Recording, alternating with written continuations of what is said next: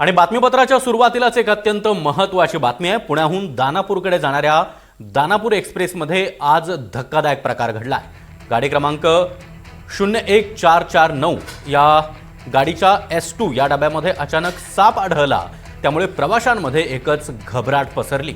चक्क ट्रेनच्या बोगीमध्ये हा साप आढळल्यानं घाबरगुंडी उडाली। घाबरले प्रचंड प्रवासी आणि अचानक हा साप कुठनं आला, कसा काय आला, या असे सवाल विचारण्यात आले। चक्क ट्रेनमध्ये साप बघितल्यानं अनेकांची भंबेरी उडाली, अनेकांना घेरी आल्याचं पाहायला मिळालं।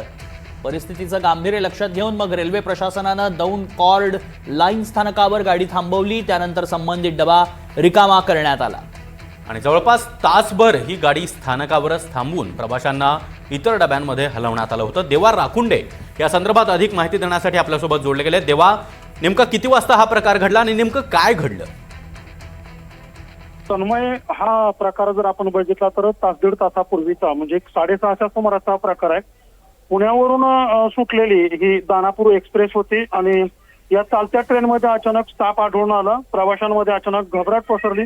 गाडी क्रमांक 01449 मधील S2 बोगीमध्ये हा प्रकार घडलेला आहे आणि अचानक हा साप त्या ठिकाणी प्रवाशांच्या नजरेस पडला आणि गाडीमध्ये जेवढे त्या प्रवासी होते त्या बोगीमध्ये ते सर्वच्या सर्व घाबरले गेले। तात्काळ ही जी ट्रेन आहे ती दौंड कॉर्ड लाईनवरती स्थानकावरती थांबवण्यात आली। जवळपास तासभर ही ट्रेन त्या ठिकाणी थांबवण्यात आली होती।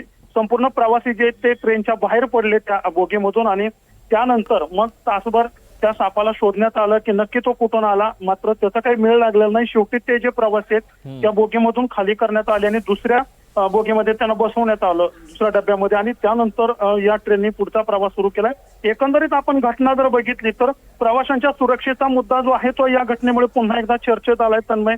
कारण प्रवासी असतात आणि ते अतिशय सुखरूप ट्रेनचा प्रवास मानतात की सुरक्षेचा प्रवास, आणि त्याच ट्रेनमध्ये जर अचानक असा साप निघाला आणि जर त्याने कोणाला चावा घेतला तर खूप मोठी घटना या ठिकाणी घडली असते तन्मय। खरंय, प्रवाशांच्या सुरक्षतेचा प्रश्न त्यामुळे ऐरणीवर आल्याचं पाहायला मिळत आहे। धन्यवाद देवा, आपण दिलेल्या सगळ्या सविस्तर माहितीसाठी। सुमारे तासभर गाडी मात्र स्थानकात थांबून ठेवण्यात आली होती, यामुळे वाहतूक कोलमडली।